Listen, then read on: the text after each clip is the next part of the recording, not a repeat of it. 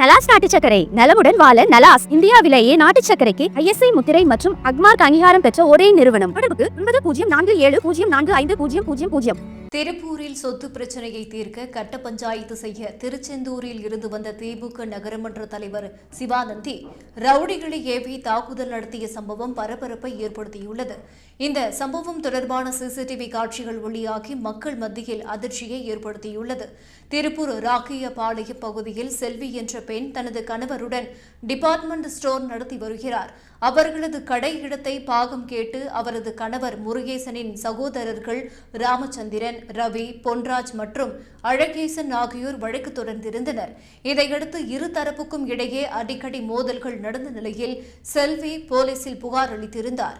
விசாரணைக்காக செல்வியை நல்லூர் காவல் நிலையத்திற்கு அழைத்திருந்த நிலையில் சிவானந்தி தலைமையில் சிலர் கடைக்கு வந்தும் கடையை அடித்து நொறுக்கியும் ஊழியர்களை தாக்கியும் செல்வியையும் கடுமையாக தாக்கியதாக புகாரில் தெரிவிக்கப்பட்டுள்ளது. பொதுமக்கள் கண் முன்னே போலீசாரின் முன்னிலையில் நடந்த இந்த தாக்குதலை காவல்துறையினர் தடுக்கவில்லை என்றும் தாக்கியவர்களுக்கு உடந்தையாக நடந்து கொண்டதாகவும் செல்வி தெரிவித்துள்ளார்.